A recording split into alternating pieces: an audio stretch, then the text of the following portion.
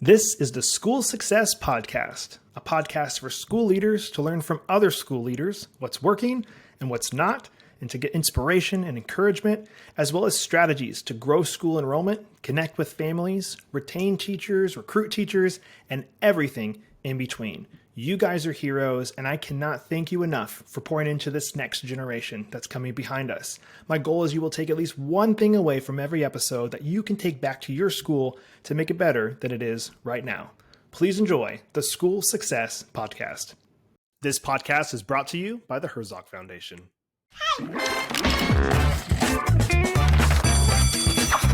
for school.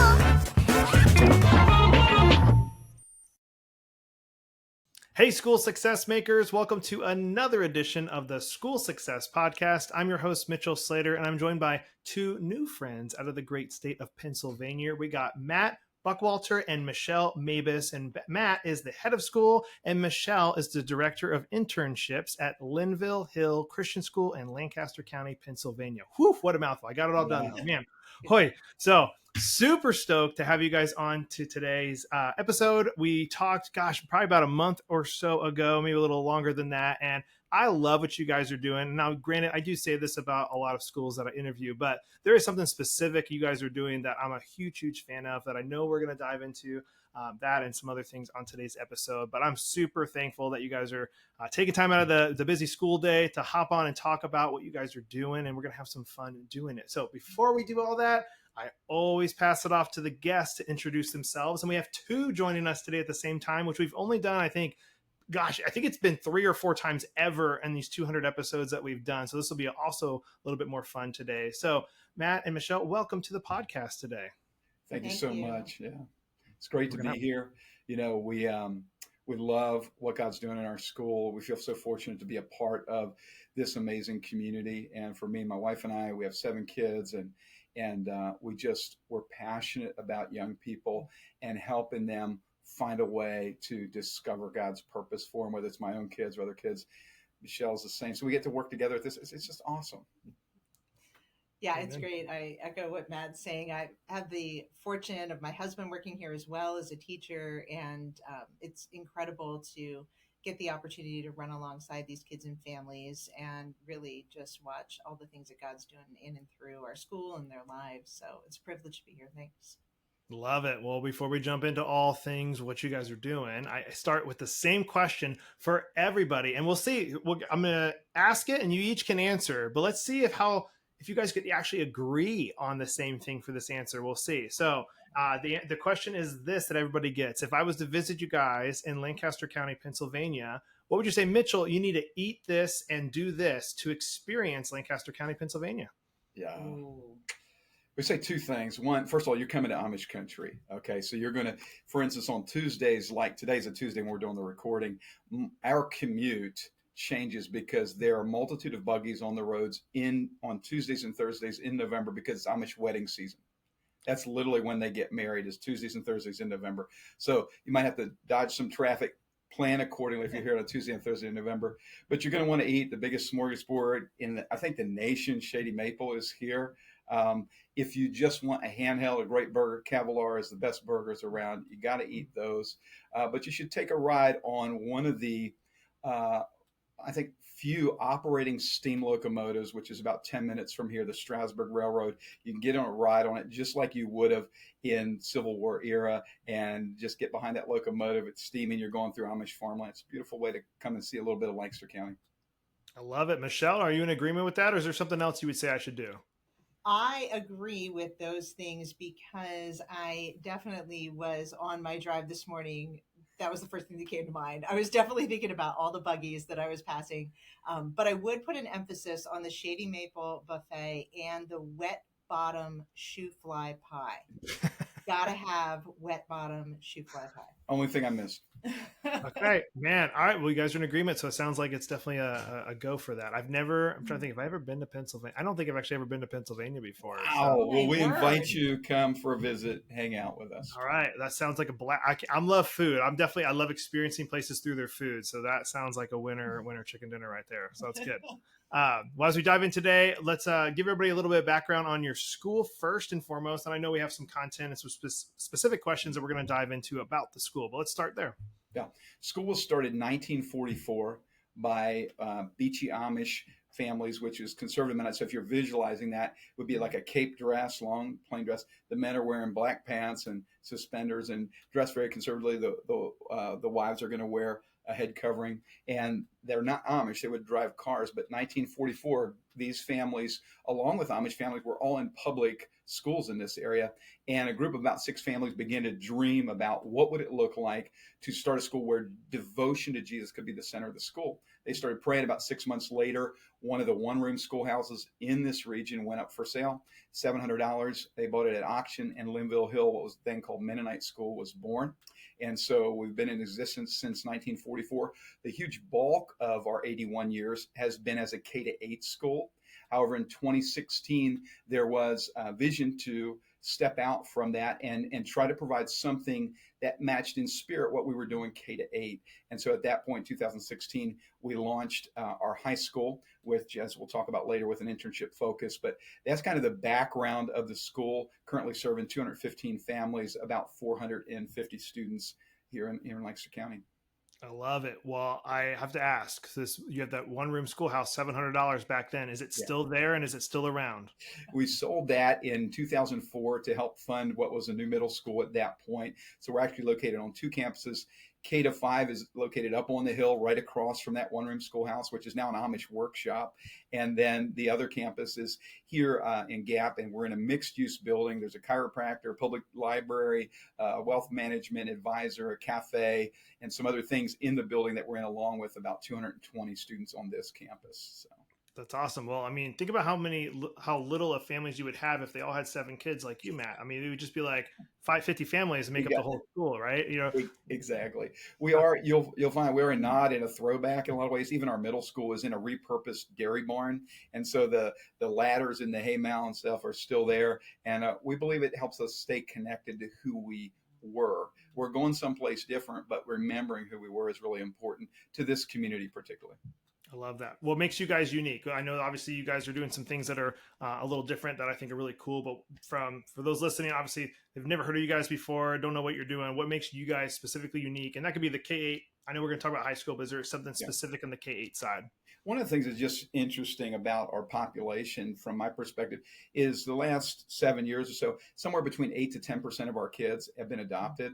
And so that really speaks to who our families are. That's a real uniqueness. Even in our peer schools here, that's an unusual percentage. And it just speaks to the desire of our community to really carry the Father's heart and reach out to those who are in need. So it's kind of a cool variable that does create some unique dynamics. It takes a special type of focus and emphasis to train our teachers and help them understand the unique things that adopted children are facing. So that's one unique thing that really does make us stand out a little bit. Michelle, anything you want to add on that one? I don't think so. All right. Well, how about this? You guys talk about helping kids tell a better story. Yeah. I know you mentioned that on one of the first calls we had together. What does that mean for you guys when you help these students tell a better story? I'll share the intro of it and let Michelle talk about what it means to her when she sees it in action. I was reading one time, Donald Miller is telling this story, and he's talking about this girl, and it's his friend's daughter. And he says all these difficult things that she's encountering and going through. And Donald Miller just looks at him and says, she's just not telling a really good story right now. And the guy goes home and he really thinks about it. And he comes to the conclusion, man, he's right. And so he goes and looks up some stuff and presents to his wife and his daughter the next day, like, hey, for $20,000, you can start an orphanage in this country. We're going to do that. And like his wife is like, what are you talking about? And his daughter slams the door and goes running away or whatever. And it doesn't go well initially. But eventually, within a few days, she changes the course of her life. And the next time the friend sits with Donald Miller, he has a totally different story to tell. And so part of what we pulled from that when we started, particularly the high school, but it's now pulled through our culture, K-12, is we just want to create space for kids to tell a better story. So I think when we started the high school, fundamentally, that was a huge piece of our DNA. And that meant that when we were looking at how we developed our classes and our curriculum, we were thoughtful about the experiences that we had and those of our parents and how we wanted to frame that out for our students to offer them every opportunity to tell a better story than the one that we were most familiar with. And so the internship program became a part of that. When I was, before my education career, I worked at Hershey. And in Hershey, there were a lot of opportunities for me to run alongside young people. And I loved doing that. And in that season, there were a lot of students who were just automatically going to college. And yet, in year 1 or 2 of college, they realized that I really don't know why I'm here. Yeah. Not that it's a bad choice, just that it was misdirected for that time. And so, walking alongside of them in that atmosphere, then transitioning into education, part of my heart matched where Linville was going when I came in 2016 for the beginning of the high school, which was just how do we equip our young people to make those large decisions after high school? And what are we doing during their time in high school to see, hear, and know them well so that they're understanding their true identity? So they're really rooted and able to move on to that next thing, whatever that is. And so it married well with the internship program. And whether it's our curriculum choices, right away, that first and second year, we said, hey, personal finance is really important. And now we've seen that nationally has become very important to the Department of Education. They want we want our students to understand how to steward finances and what that looks like. And then in our practical application of communication and public speaking, problem solving, we were very thoughtful about how we were pulling those threads through in the classes that we offered Monday through Thursday. But that Friday, we really wanted our students to experience something outside of the classroom that could help them grow in character, in skill, and in knowledge. And so we developed it very specifically to that idea of helping them tell a better story. Hey, school success makers, Mitchell here. I just want to take a really quick break from the show to give a big, huge shout out to the Herzog Foundation. I absolutely love the Herzog Foundation. I've been friends and partners with them for a couple years now, but we're bringing it to a whole new level. And I'm excited to share that our very own School Success podcast is now featured on the Herzog Foundation Podcast Network. The Herzog Foundation is a powerhouse of resources designed to support schools like yours, from free training events through the Herzog Foundation Institute to their incredible online news publication, The Lion, and of course, our new podcast, Home. They have everything you need to stay informed and inspired. And if you're dreaming of starting your own Christian school or co-op, don't miss their online course, Schoolbox. It's a fantastic resource to help you get started on the right foot.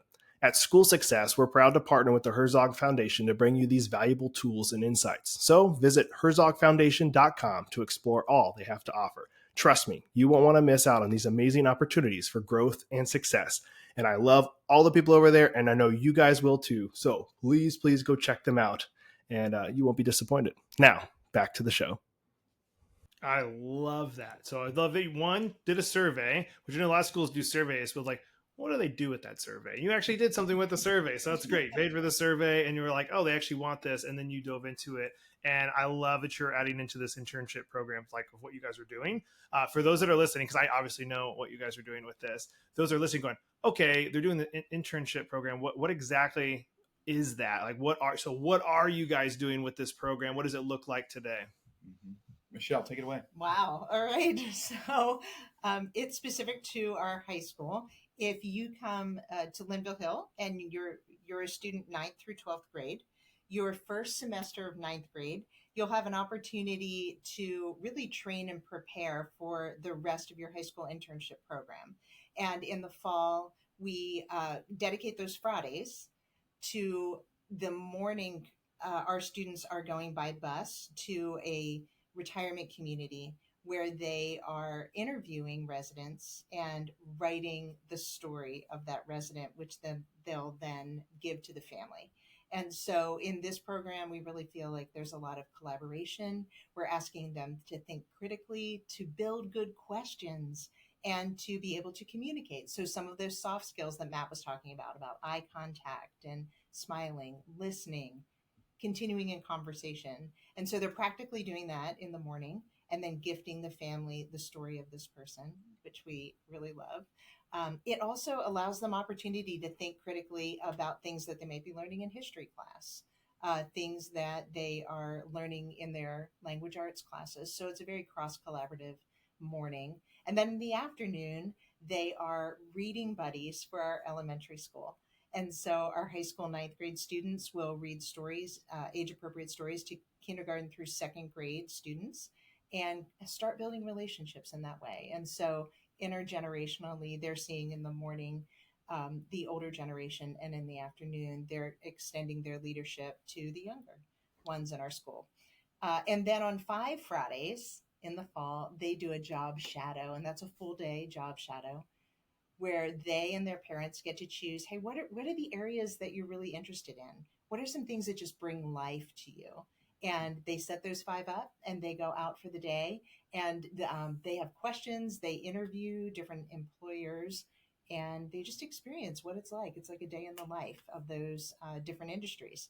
And then in their second semester, let me just interject, because what Michelle's built there, that first semester also really gets them aware, oh, I'm going out as an ambassador for the school. Because what we realize is, look, if these business partners are going to come on board with us and serve the full internship for a semester, like Michelle will get into, we should know that those students know what it's like to go out and represent Limbo Hill. They're wearing that logo, they're going out, they're representing us. So that first semester gives them some exposure to, oh, wow, I'm going out somewhere else. This is actually a big deal, and gives them some real practice points to think through what's it like to go out in the community. Yeah, that's really good. Thanks for saying that. That is the key, right? We want this to be preparation. And in that way, all of our students in every internship, they will journal their experiences, and we frame that out for them. But these ninth graders are also journaling about that experience. And then as they work with teachers, we can help them in preparation. So sometimes they're a little nervous about meeting someone new, or maybe concerned about asking the right question, which, we know there is no right question, but there's some nerves about that. And so kind of diffuse some of those things. And then in their second semester, they are assigned into their first 13-week internship. Well, I should say 13-day. So it's only on Fridays for our school, but there are 13 of those through the semester. And they'll serve in those internships 5.5 to 8 hours. And we work with business partners to offer a variety of different options for our students. And what's really important, that we work in partnership with our parents too. So we know that our parents know their children the best. And so it's parent and school and student. And we really try and offer them opportunities that match their skills and really their interests. What are you really passionate about? I have so many questions. This is so good. I love it. So I know you guys focused specifically on high school for this. Was there a reason why, or maybe there's a future reason why, hey, we're going to add in middle school to this component because they need to start learning these skills earlier than maybe high school? Or is that like hey, no, like we're just going to keep it with high school? Love to know the reason why just the high school focus. Yeah, you see some of my smile. Michelle's over here going, we got to start this in kindergarten. Let's play. And I'm like, okay, we'll get there. So that's a maybe next podcast answer for you. In other words, we do it right away. They're in ninth grade. We haven't stretched down very far into middle school yet, but it is something that we're working on for the future. How do we start to prime that pump a little bit in a way that just gets them curious? We don't want them to try and put on like something too early. You know what I'm saying? Like some kids, I think in America today, they'll just pick something like I'm going to be an astronaut because they saw a cool cartoon or something. And it's like, but they don't like math. And so they're really, it's not practical. But we do want to really prime that pump and get them to start to think about, hey, look, we believe every child is created in God's image. So there's something unique you were created to do. So let's start to touch on that. So we have some ideas. That part is not fully developed yet, but it's in the works. Is there, with the students that they have to pick, with their internship, what if there's something a student wants to do, but there is nothing there for them to do? What does that end up doing? Do they just pick one of the ones available, or you make them do one of the ones that's available? What does that look like? It's a great question. I call that giving Mrs. Mabus her homework. So it's myself and our team, I shouldn't just say me, also Mrs. Stolniker and all of our high school teachers and Matt, will go out and try and find the right connection. And so that's really just about building our business partnerships and relationships in the area. And it really started 10 years ago with just those first families who came and the connection that they had to businesses, and grew from there to the businesses that they knew, and then staff. And now it really just is almost perpetuating itself. Yeah. But there are a couple that are still tricky. I was on the phone this morning with a gentleman who is in law enforcement. And there are some industries that, we need, and yet it's actually really hard to get in there. So we do the best we can and we navigate, but we will go out and find new businesses every week. And we work with families and relationships with our present partners to try and do that. Yeah, and it provides a good opportunity. Like somebody comes in, they're like, well, I want to work for NASA, or I want to be a pilot. Okay, well, we have a couple local small airports here that have mechanical internships that we've been able to schedule, but some of it is just coaching and working with that student. Okay, we realize that's the goal. Let's think about how we can take steps towards that. What are some skills you're going to need to serve in that field, and get them more in a progression? We're such a culture that wants it right now. The internship program kind of can slow that down and go, yeah, we can help. We believe we can get there. Let's work on that contact for maybe sophomore, junior year, or senior year. But in the meantime, there's some real skill development you can find in one of these other places. So it's a lot of work. Michele and the staff, tremendous job being patient, trying to extract the dream from kids, not squash it, right? But also build some steps towards it that can help kids find their way. I love that, the working backwards of like, okay, you want to do that? That's awesome. Great, little Johnny. But you know what? You got to know calculus, like you're saying earlier. If you want to be a vet, do you like needles? I know you guys had mentioned on our first call, is like, let's make sure, because man, you were so right. People jump into college and then they get there and they're like, oh man, I don't think I want to do this. And either they finish and then do something they don't want to do for the rest of their life. They get a degree that they're not going to use for the rest of their life. Like I know my wife, like she went to Liberty University and she wanted to work in a museum one day, so she got a history degree, and she doesn't use that. She did not work at a museum, but she does homeschool our kids. So I was like, you know what, you are using that degree, so that's okay. But I know that is so common. We jump into it because our culture pushes out, you should go to college. And it's like, maybe the trades is what we want to get into, or maybe I want to start my own business in something. So I love that it's working your way backwards. But I know you guys have worked hard getting these partners. I have one kind of specific question. Obviously, I want to know how you guys have nurtured and gotten those partners. But I know you guys are a Christian school. Are you guys only allowing Christian business owner partners to be a part of it, or can a non-Christian or be coaching and pouring into these kids? What is y'all's parameters for that? Yeah, no, we do not. We do not limit it because, again, we believe that many of our kids are going to be called into fields that are labeled more secular, or where they'll be working alongside unbelievers or those who have different religious beliefs, and so they're going to need to know that. And we believe also our kids can have an impact by going out and doing that. So no, we don't restrict it. Is that something that you have the parents sign off on, like aware of that too, or is that just a part of the program? Hey, this is what you're entering into. That's a good question. The parents don't currently sign anything that is specific to this question, but they are aware that there are so many choices. And again, going back to that partnership piece, they will be able to confirm or deny any partnership. So the parents do sign an agreement for the internship. I should say that. Yes, but not to your specific question. Yeah, and I'm just thinking specifically, like we have a number of mechanical internships, and some of them are even businesses that would be Christian owned, but the guys in the shop, nope, not all Christians. And so we have those conversations with parents and with students. Yeah. And again, one of the things Michele's done such a great job at, and is really a core conviction of the school, is we're in partnership with parents. And in a day when schools nationally, particularly public schools, pushing parents out, we're saying, no, come in here. We never want to be in possession of information about a kid that the parents aren't aware of. That's not how we want to roll. So the internship is just another really good point of contact for us to go, hey, we know you see your kid, you know your kid the best. Give us some feedback here. And the best internships often have high levels of parent engagement, where a parent is going out, hey, I have an idea about this. And even if it doesn't end up serving their kid, it links us to some of that network that Michele was talking about. I mean, when we started in year one, our goal was to have 30 students. We got our 30th student the night before school started, right? And so the question was, could we find 30 business partners to inconvenience themselves on a Friday and say, yeah, I'll give those 6.5, 7 hours on a Friday. Probably not going to make me more profitable, but I believe in the next generation. Yes, yes. So we got those 30 on board. And now, again, through the hard work of the entire team, and again, I want to celebrate particularly Michelle, we now have over 400 local businesses that have partnered with us for at least one 13-week internship. And that number's growing. And it's now created sort of a buzz in the region. Because look, here's the thing, right? We all know somehow instinctively and just intuitively, wow, young people are under attack.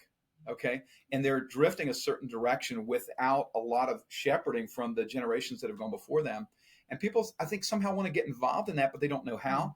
We're creating a pathway for them to match their desire with actually something they already have. They don't have to step out of their normal work week. It is a disruption. We recognize it is an inconvenience, but it's a way for them to speak into young people who really want to find their way in this world. And they really want to tell a better story. They just need some help along the way.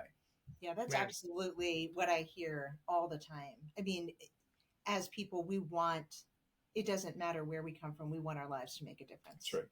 And so it's not difficult to get businesses on board when they know that this is an opportunity to do that. It's also an opportunity to skill the next generation. And so they also see value in that. But Matt was kind to say, credit me, but honestly, we have amazing students and teachers here who are raising up young people who represent well. He referenced that logo earlier, and I would say that, they understand that this is for their benefit. And there's some risk involved, and they might fail. And that's okay. Because it's honestly sometimes the best way. We hop into things because they, just like you were referencing college, like we want them to hop into these internships because this is the proving ground. This is when they know, oh my goodness, this one's 100% for me. And then, the ones that come through my door at lunchtime, they're like, Mrs. Mabus, no, I'm like, you got this, and they're still learning and they're still growing. And so it can be good. Obviously we'll move them in certain situations, but sometimes it's not what you thought it would be. Yeah. And yet the end result is still really good. So, I think about these schools listening that are going, man, I want to start something like this, but they're scared of starting because they're like, well, they're hearing from you guys trying to get ideas, but I know starting is probably one of the most difficult pieces. I want to see if this is true here in a second when you chime in, but like starting, trying to get that first business to say, wait, what is this thing? You don't have it yet. It's a new thing. And you want me to be the first one? Like getting over that hump is, I feel like, really difficult because I feel like now, Michelle, if you're going around going, hey, business owner, like, oh yeah, man, 5 of my other guys that own businesses said I need to do this thing. I've heard about you guys. And when you say 450 in this area are doing it, you kind of feel like the idiot that's not doing it and you're not helping out. And so has that been the case where it was hard to get started and it's been easier to get partners now because you guys have been doing this for so long? That's a great question. Every business is going through, I would say, I think the quick answer would be it is a little easier now. But there are a lot of schools doing something like this in our area. And so I think that our region specifically has found, wow, this is actually really important. Yeah. And so I do think it's a little bit easier, but we're really conscious to know that every business also has its ups and downs. And so it's not as though all of our partners participate every semester. Right. Matt had said sometimes it's just one time. So sometimes it's about finding the right timing for the business, for them to hop in. But almost everyone that has comes back because the quality of the students, the way they're participating, and they appreciate just knowing that whether the student leaves and thinks this was the best thing that they've ever done, or maybe, I think Matt and I could tell you a story about a young man in the second year of our high school who was like, actually, never again. He just was like drawing the line in the sand. Yeah. But it was still really valuable because he knew that. And the business partner appreciates both sides of that. They do. And I think we represent some of what is needed. Like I can tell stories and I can motivate people to think about that next generation thing. Like how many of you want to do this? Like you recognize even that research shows that the core of our identity, one of the things to be established in that, like if we're talking about people of faith, believers, is, they need to be in the Word and they need to be in a community of faith. But one thing that's overlooked is they have to be in healthy intergenerational relationships. Well, here's like this internship. That wasn't even why we started it, but it absolutely turns out that it's actually important. So telling some of those stories alongside Michele and the detail and the hard work she's done to help business owners feel safe from a liability standpoint, from what's required at the state, from a credit perspective, how is this being weighed? So we make a really good team to help start this. And so those are the two pieces I would say to schools listening. What do you need? You need a visionary who can really cast the vision and help touch the heart of what's going on. And then somebody who can really get to the mind of teachers who are sitting back there going, this is never going to work. Actually, it does and it can. Yeah, what about the state? Well, let us tell you about that. Or what about legally, liability insurance? Michele, the way she's designed the program, business owners who sometimes came along initially, like, I'll try this one time, they've really going to be leaving the program because it's safe on the mind side. And on the heart side, like we've had one business intern that's had, I'm sure they've had at least 10. They came to us and they said, this program has renewed our hope in the next generation. Wasn't why we started it, but what an incredible story, to hear back.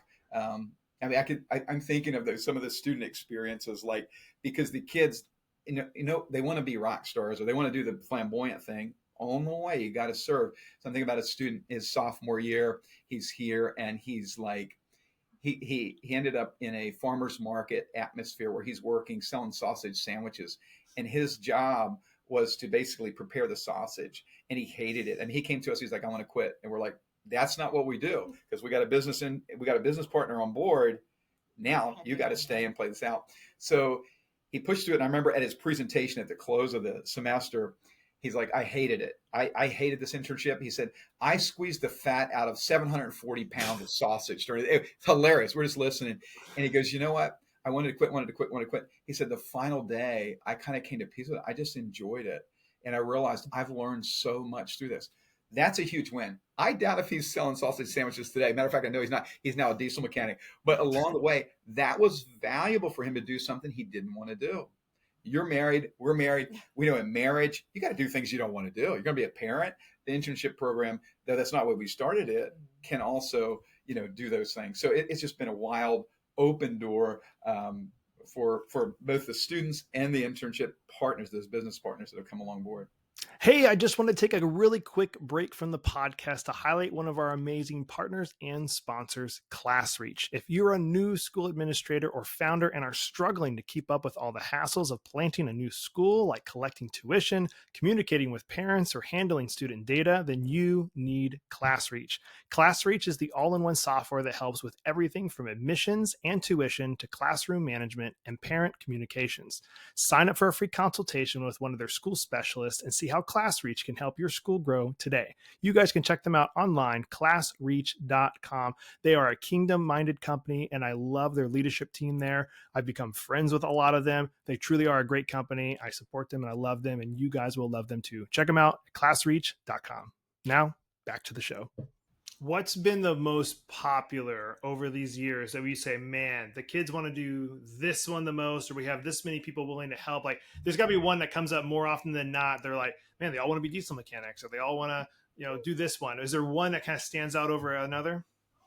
It's been a little cyclical, but I would say for the young men, it is mechanics and construction, starting to move toward the automotive industry. So that's a very. I was at the Dream one this Friday, the one that's kind of bubbled to the top now.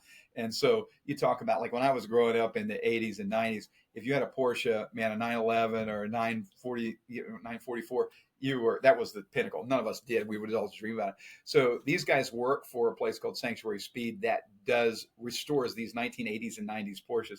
So literally, I was with two seniors on Friday visiting their internship, and they're climbing, and they take these things down to bare metal. They rebuild the motor, the interior, everything about them. And these two guys are absolutely loving it. But one of the things that intern partner does when he meets with them at the beginning, he says, what do you guys want to learn? And one of them said, I want to weld. So he goes, no problem. We've got a welder. We can set you up with this. We got the safety equipment. We can set you in a space where you can learn that. So they both had a chance to weld there just on some practice stuff.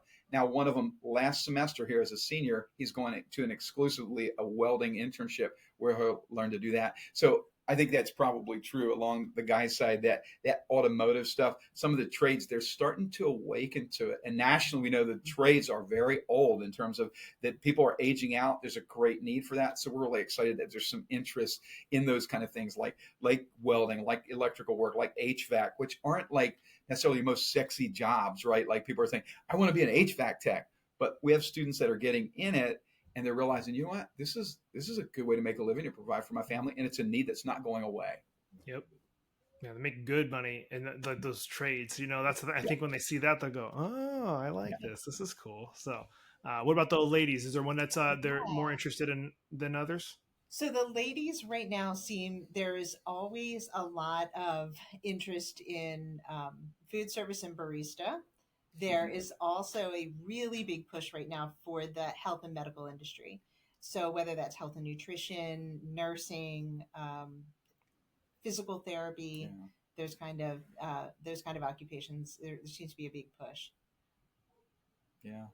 Yeah, I'm thinking of one of our success stories. We have hired a fifth grade teacher this past summer to come back and work for us. She was a student here in year one of the high school, and she interned in 4 or 5 local public high schools, and she was able to do just tremendous work there. Matter of fact, one of my favorite stories as a junior in high school, the cooperating teacher was absent from class that day, and there was a substitute supposed to come from another part of the building to come. They never came. She just taught the class. Kids didn't miss a beat. And so she went to college, went locally here to Penn State, and got her teaching degree, went and taught 2 years in North Carolina in urban settings, and then came back to us as a teacher. That's really exciting when you see that. And so that's one of the other fields. And we're grateful for the local partnerships with public schools, because the thing is, I think everybody intuitively knows these kids are growing up, and if we don't invest more into them, we're just going to get what we've been getting.